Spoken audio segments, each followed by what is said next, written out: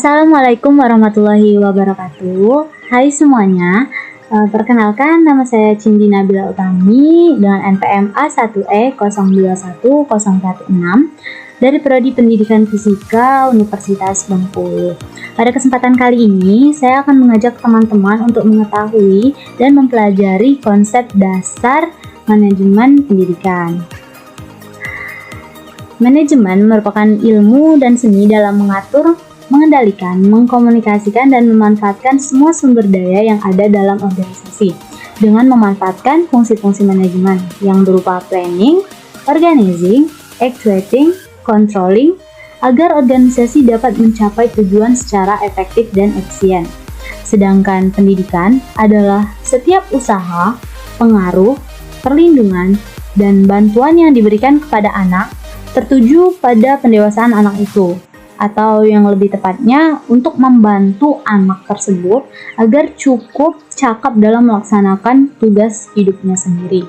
Nah, dari dua pengertian tadi dapat kita simpulkan bahwa manajemen pendidikan adalah suatu kegiatan atau rangkaian kegiatan yang berupa proses pengelolaan usaha kerjasama sekelompok manusia yang tergabung dalam organisasi pendidikan untuk mencapai tujuan pendidikan yang telah ditetapkan dengan memanfaatkan sumber daya yang ada dan menggunakan fungsi-fungsi manajemen agar tercapainya tujuan secara efektif dan efisien. Kemudian ada unsur-unsur manajemen pendidikan. Unsur yang pertama yaitu man atau manusia, di mana unsur man ini merupakan unsur utama yang harus ada dalam suatu manajemen pendidikan. Nah, unsur man ini merujuk pada sumber daya manusia yang dimiliki oleh lembaga atau organisasi. Dalam suatu organisasi maupun lembaga pendidikan, unsur man ini sangat berperan sebagai manpower yang berfungsi untuk memimpin maupun menggerakkan karyawan serta memberikan tenaga dan pikiran untuk mencapainya suatu tujuan. Kemudian ada materials atau barang. Nah, unsur material ini digunakan dalam proses produksi suatu perusahaan atau organisasi. Misal berupa bahan baku, bahan setengah jadi, maupun barang jadi.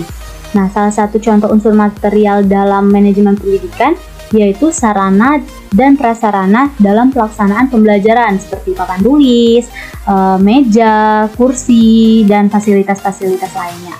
Kemudian ada unsur mesin atau mesin, ya. Kalau bahasa Indonesianya mesin, kalau bahasa Inggrisnya mesin, ya. Nah, mesin ini merupakan kebutuhan pokok dalam melaksanakan suatu organisasi. Unsur mesin ini dapat berupa peralatan, baik itu peralatan modern maupun peralatan yang masih sederhana atau konvensional. Kemudian ada unsur money atau uang. Nah, dalam menjalankan manajemen pendidikan tentunya dibutuhkan biaya dong, baik untuk pembelian atau perawatan alat, kemudian pembelian bahan baku atau material, membayar tenaga kerja, dan sebagainya. Nah, money atau modal ini dibagi menjadi dua nih teman-teman. Ada modal tetap berupa tanah atau bangunan seperti bangunan sekolah atau seperti itu ya.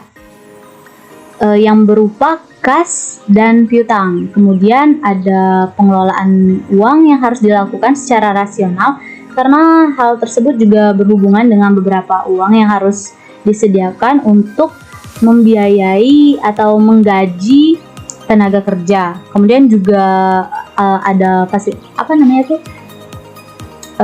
fasilitas ya, kayak alat-alat gitu untuk mengajar itu. Nah, itu sangat juga dibutuhkan. Jadi unsur money juga diperlukan dalam manajemen pendidikan. Kemudian ada unsur metode nih. Metode ini merupakan suatu cara atau sarana yang ditempuh dalam suatu kegiatan agar tujuan tersebut yang telah disusun dapat tercapai secara optimal. Nah, dalam manajemen pendidikan ini diperlukan adanya metode untuk menentukan suatu pekerjaan yang dapat dilakukan. Metode pembelajaran, misalnya salah satu metode yang ditempuh dalam suatu manajemen pendidikan yang biasanya dipergunakan oleh para guru pada saat berlangsungnya pembelajaran untuk mengadakan interaksi guru dengan siswa. Kemudian unsur selanjutnya yaitu pasar atau market. Nah, dalam suatu lembaga pendidikan, pasar juga merupakan tempat terjadinya interaksi antara pendidik dengan peserta didik maupun dengan pihak lainnya dalam lingkup kelembagaan. Kemudian ada minute atau waktu.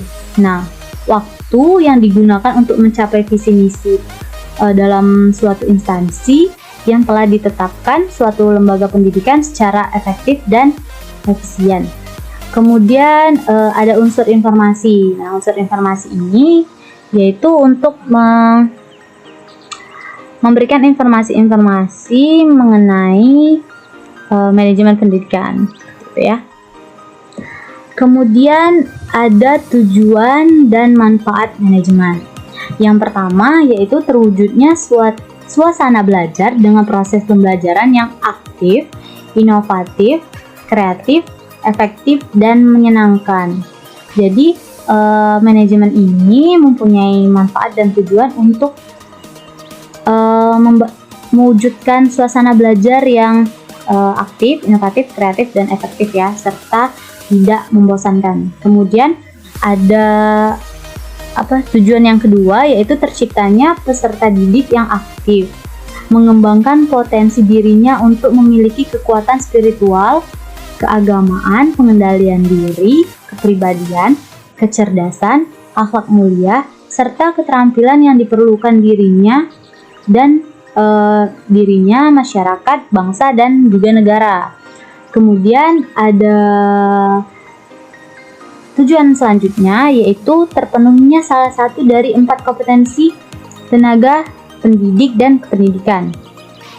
Selanjutnya tujuannya untuk tercapainya tujuan pendidikan secara efektif dan efisien.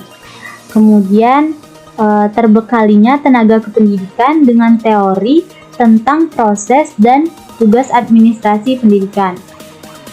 Dan yang terakhir yaitu teratasinya masalah mutu pendidikan.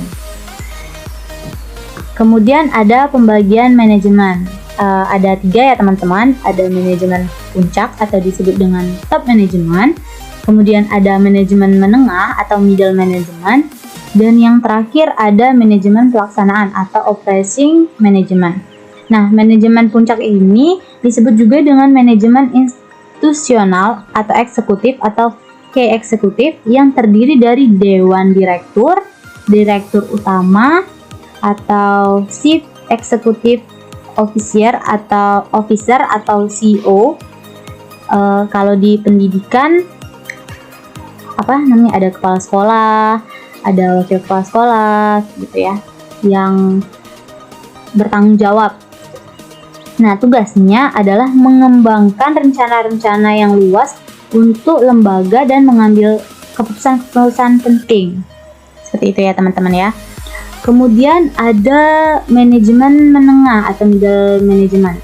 Disebut juga dengan manajemen administratif yang terdiri dari pimpinan pabrik atau para manajer divisi. Nah, tugasnya bertanggung jawab untuk mengembangkan rencana-rencana operasional yang lebih luas dan menerapkan rencana yang dibuat oleh manajer puncak tadi. Kemudian ada manajemen pelaksana atau disebut juga dengan operating management atau juga disebut dengan manajemen penyedia atau supervisory management. Nah, tugasnya bertanggung jawab untuk melaksanakan rencana-rencana yang telah dibuat oleh para manajer menengah tadi. Selanjutnya ada komposisi keterampilan manajemen. Ada 3 juga.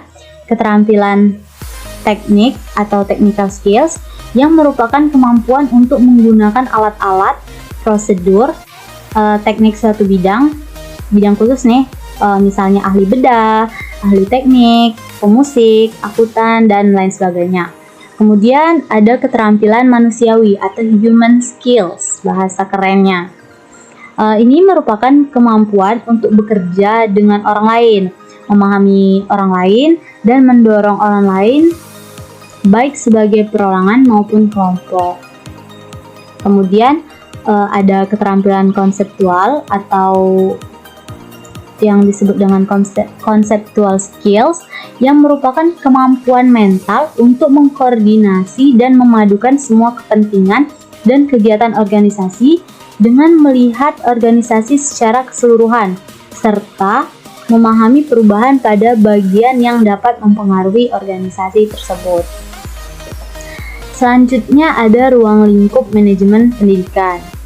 Nah, ruang lingkup manajemen pendidikan ini yaitu manajemen kurikulum, manajemen personalia, manajemen peserta didik, dan manajemen sarana dan prasarana, kemudian manajemen keuangan atau yang membiayai, ada manajemen administrasi, manajemen humas, ada manajemen layanan khusus juga ya. Kemudian ada prinsip-prinsip manajemen. Prinsip manajemen ini ada 5. Yang pertama, memprioritaskan tujuan atas kepentingan pribadi dan kepentingan mekanisme kerja. Kemudian mengkoordinasikan wewenang dan tanggung jawab. Ada prinsip manajemen lagi, memberikan tanggung jawab pada personil sekolah yang hendaknya sesuai dengan sifat-sifat kemampuannya.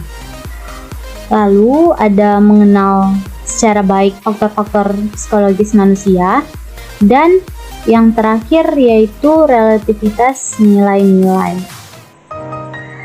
Nah, teman-teman, mungkin itu saja yang bisa saya sampaikan mengenai konsep dasar manajemen pendidikan ini. Lebih dan kurang saya mohon maaf. Wassalamualaikum warahmatullahi wabarakatuh.